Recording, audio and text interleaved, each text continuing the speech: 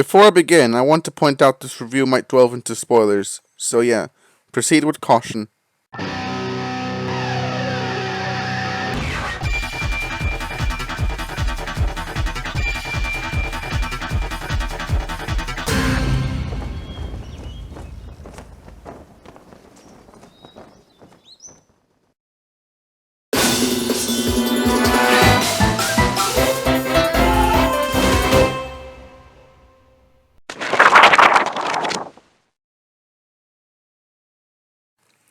Hello, WorldTake2012 here, and welcome to a brand new cartoon review. This time I got my Netflix open to watch some stuff, and so I was browsing some stuff to watch, including stuff I tend to rewatch, like Red Dwarf. I also got to check out a new cartoon, and not only that, but one from Craig McCracken, the creator of Powerpuff Girls, Foster Home for Imaginary Friends, and Wander Over Yonder. I am of course talking about his fourth cartoon, Kid Cosmic. As soon as I heard of this cartoon and its announcement, I got interested and decided to check it out. And how was it? Was it as great as the Powerpuff Girls, or is it just a shit show like its reboot? Let's find out. The story revolves around a kid called, well, Kid, a young boy living in New Mexico who dreams of becoming a superhero, who after discovering the 5 stones of power from a wrecked spaceship, decides to form a team of superheroes, with each member given a different ring. One can make them fly, one can make portals out of the Portal games, one can make them grow to a colossal size, one can duplicate the user, and one can see into the future. However, the band of heroes are not the most competent in the world, especially Kid, who originally wants to be a superhero just like in the comics he reads. But little does he know, he doesn't realize the difference between the fantasy of being a superhero versus the reality of being a superhero. He also doesn't realize the rings he finds were actually stones owned by an alien race that could potentially be used for world domination. So of course, an alien, later nicknamed Duck Chuck, would threaten to try to get these stones back. I really like this story, as not only is it very relatable for kids and adults, but it shows that Craig's going backward to his roots with his superheroes, like with Powerpuff Girls.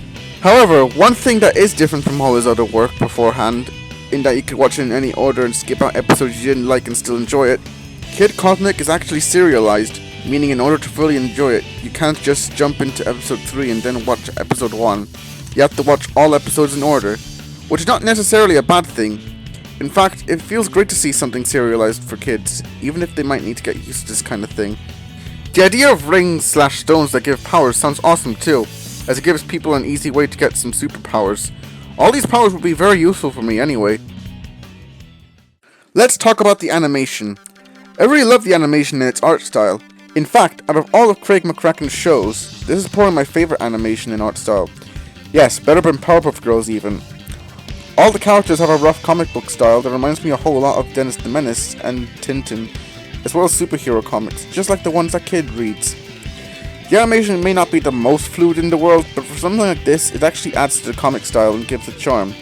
If a more fluid animation was featured in a show with a comic book style, it would look too jarring, so I'm glad they tried to make it not too fluid and not too stiff, trying to find a good middle ground as it were. The character designs are all simple, but really great, and the art style of the show absolutely helps bring out the appeal. The backgrounds look great, and for the most part looks very warm, which is appropriate for a show set in New Mexico. Most of the characters have a retro look to them, similar to that to, of course, Dennis the Menace, judging by the edging and the faces. And one thing that is fascinating in particular is that none of the female characters have eyelashes, which I find it interesting that Craig gave the idea not to make the female characters too feminine, which I will admit is a pretty nice touch. Even the non-human characters like the aliens and animals have really iconic and memorable styles to them, which is great to see. Now we talk about the main characters. Kid is the main protagonist of the series and is the owner of the Green Stone. From the beginning, he has a mindset that being a superhero is easy, but he tends to screw up a lot. But as the story progresses, he learns that being a superhero is tougher than it would seem in comics. He's just a very nice and cute character. I really wanted to root for him the entirety of the way due to his naivety throughout the series.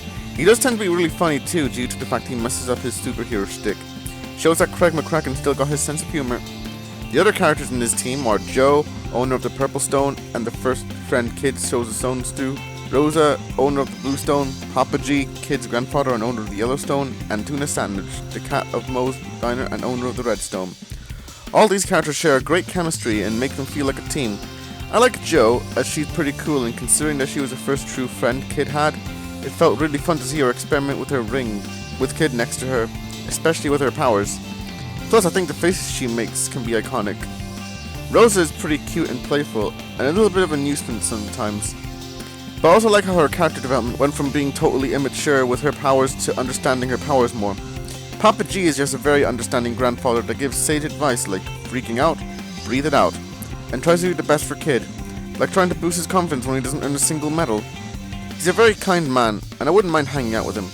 And Tuna is just badass, and as thanks to his future prediction skills, he helps out quite a lot. And I even like his voice he gets later on. Sounds buff and kick-ass.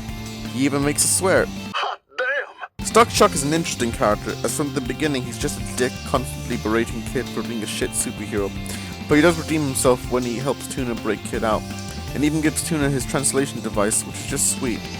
There are also some other minor characters too, like Flo, Joe's mother, Carl, Carla, and Rose's parents, but most I can say is that they're fun minor characters. There is also a biker character too, but it's best I talk about him later on. You'll see why in a moment. Well, we got the eyes checked, how about the ears? The soundtrack in this series, composed by Andy Bean, is mainly inspired by garage punk, and is actually very memorable. I really like the theme song, played in the episodes, and it's just really catchy, even if it's got quite a bit of scanning. There are also other punky sort of songs featured in the soundtrack, some of which even got some singing, which I feel really matches the rough but charming art style. And the theme to the Earth Force Enforcement Force is also pretty funny. In fact, this soundtrack is so good, you can even have a listen to it for free on Spotify now. Link in the description. Or just click here to listen to it on YouTube. As for the voice acting, it's pretty nice too. But my favorite voices, Jack Fisher is a newcomer for me, but he sounds really good as the voice of Kid, as he can pull off different emotions, which is important especially for a voice actor. It helps out Jack Fisher is an actual kid, which helps him fit the role even more. He might be one of my favorite child voice actors, in fact. Hope to get a role in other stuff someday. There's Tom Kenny as the voice of Stock Chuck, because of course he's in another Craig McCracken show. Not that I'm complaining, because he's got his iconic Tom Kenny voice, and he's funny here too, even if he's constantly dissing Kid's crew. Though I do also like how he sounds different when he takes off his translator and tries to speak English in his alien tongue. I think that's also Tom Kenny, so it just shows his broad vocal range, which I love. The voice of Papa G, portrayed by Keith Ferguson, is very jolly and optimistic, and he sounds like a very nice guy to be around. And Rose's voice, portrayed by Lily Rose Silver, is also precious too. She's also done by child voice actors, but personally I prefer Kid's voice. And of course, Tuna's voice, voiced by Fred Tatasciore, which is pretty awesome, and like I tend to say, badass. To be honest, there aren't that many things I really disliked in the series. I suppose one thing that isn't necessarily bad, but different is, like I said, it's episodic, so kids may take time to get used to this format.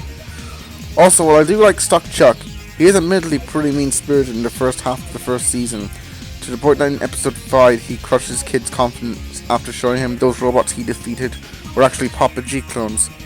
So even if I do enjoy his antics, he is pretty much a dick in the first half.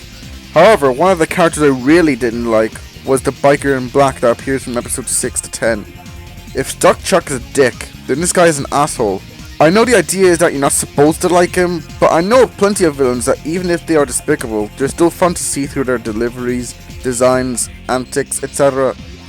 But I just didn't find this guy very enjoyable to me. He was very cynical, he wasn't that memorable in my opinion, and he steals the rings to make a different superhero group, which crushes Kid's confidence even more to the point that he just runs away and burns his book pile.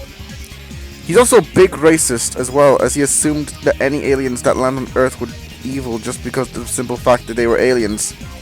Thankfully, Kid had the sense to realize they weren't evil.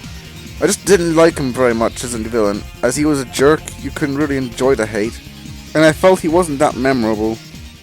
So there you have it, my Kid Cosmic review. What do I think? I'm actually wondering whether or not to call it my favourite Craig McCracken show actually.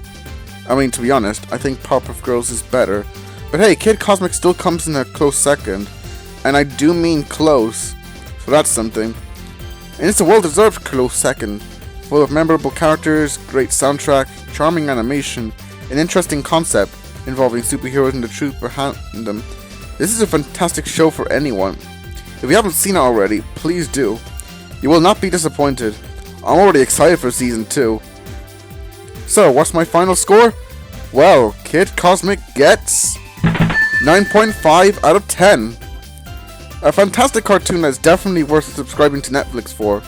It may not be quite as good as Powerpuff Girls just yet, but hopefully in the future we'll get even more fun plots, great powers, and intriguing characters. Alright, that's the end of this review. This is Roger 212 saying two things. One, freaking out, breathe it out. And two, thank you for 25 million views. I feel so thankful for all that. And it's thanks to you guys that I can actually get through this. Thanks for all the support. Thank you for watching my weird antics on the internet for all these years. You guys are all awesome.